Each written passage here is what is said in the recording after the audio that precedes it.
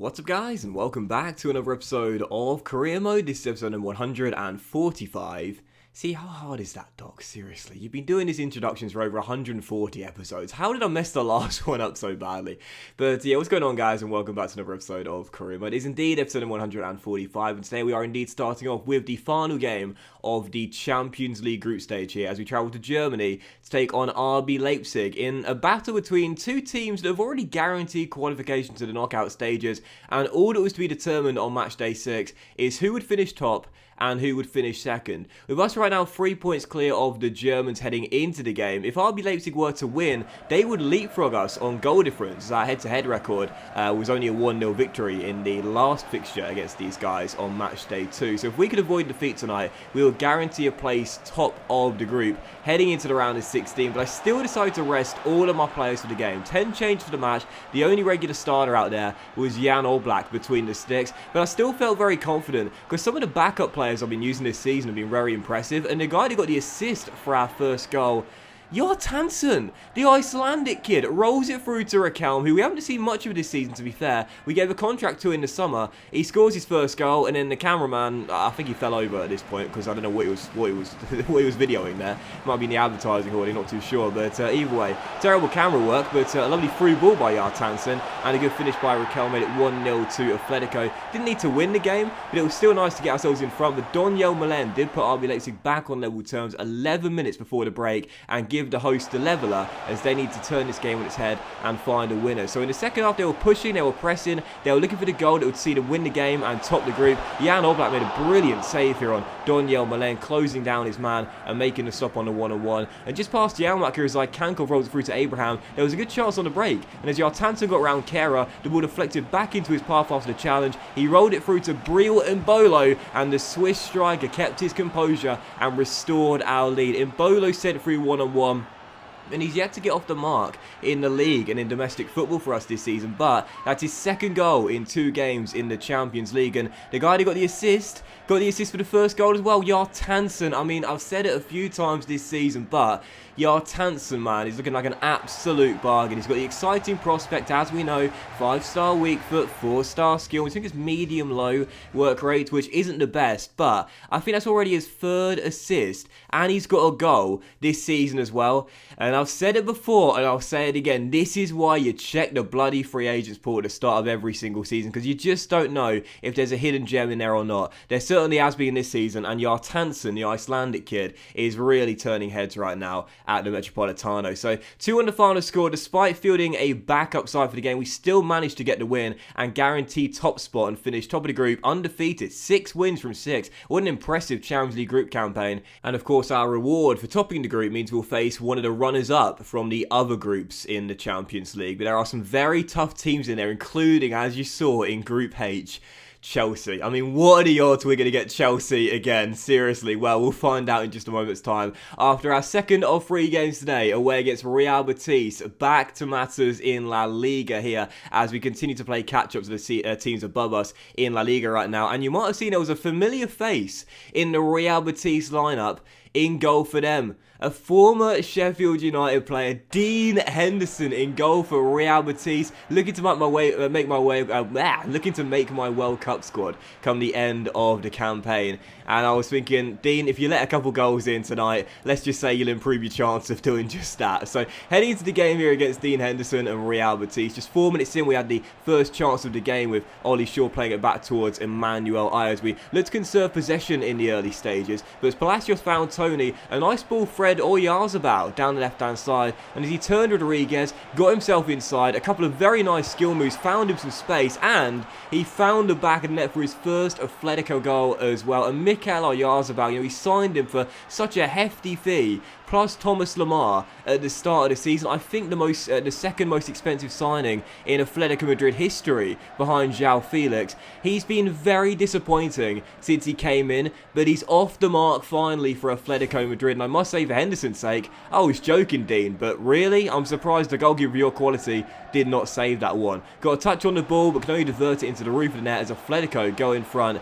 and it's Real Betis 0, Atletico Madrid 1. I've always liked Dean Henderson, so 1-0 to Atletico. Oyarzabal finally off the mark and scores his first goal in an Atletico Madrid shirt in a very tense first half where we dominated possession, but we'd only had the one shot through Mikel. And in the second half, Betis did show in the first half they had some chances to get back on level terms as they came forward here 30 minutes after the restart. Fofana rolled it across and the shot hits the post, and Pedro turns in the rebound, and the hosts find their leveller right before the hour mark as he then pushes the cameraman to the floor. What is going on with cameramen today? Seriously, one like it was equals one prayer for the cameramen. But either way, it's on Facebook, man, come on. But either way, Betis get their leveller there for a rebound goal. We don't see rebound goals very often, but that one unfortunately falls against us as Pedro levels things, and it's another slip up for Atletico Madrid. Back-to-back draws for us. Big shame. And as we know, in top-tier European leagues, draws are basically defeats. We're now 5 points off Barcelona with 3 games to go before the halfway mark in the season. A very damaging slip up there. But following that, as you can hear the theme song in the background, the Champions League round of 16 draw had been made. Or as we could see, Atletico Madrid in the first knockout round of the Champions League will be taking on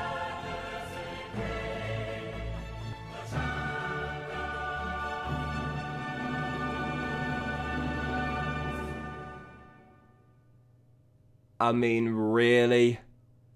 Really? It's not Chelsea, like I thought it was going to be. But really?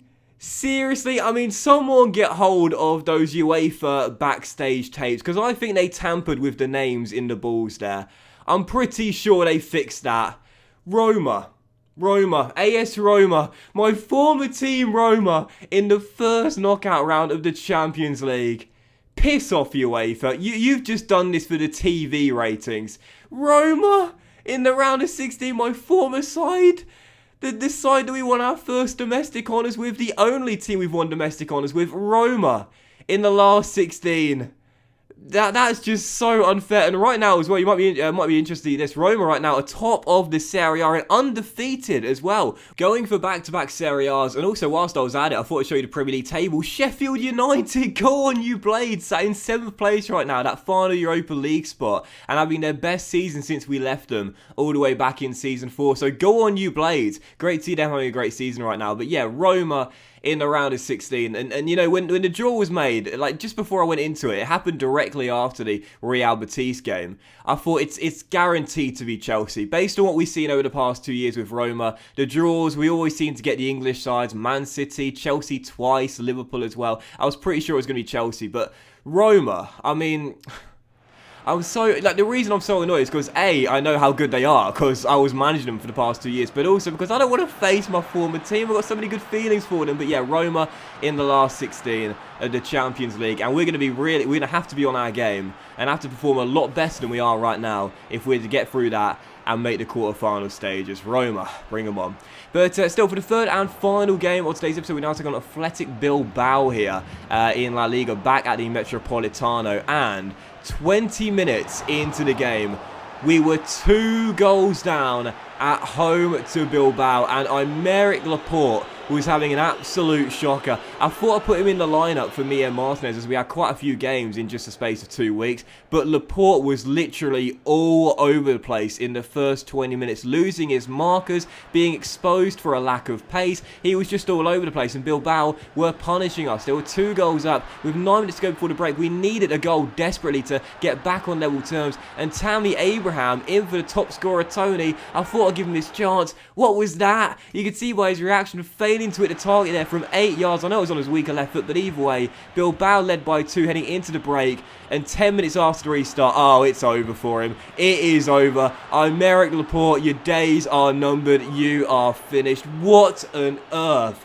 happened here with the Frenchman? We lost possession, admittedly through Abraham, who himself was having a bit of a shocker, but as the ball was played in, Laporte, oh my god, get back in the gym, son. Seriously, that is just so goddamn weak. Pathetic, really, from the Frenchman. And after the goal was scored, I thought, I'm not even going to leave it till the hour mark. He's coming right off, and he's going to feel the venom and the backlash from the fans. Mia Martinez comes on to replace him. The future is now, old man, Mia Martinez says to Laporte as he walks off. You can see by Laporte's reaction as well. Hands in his head. Hands in his head? Hands on his head. He knows.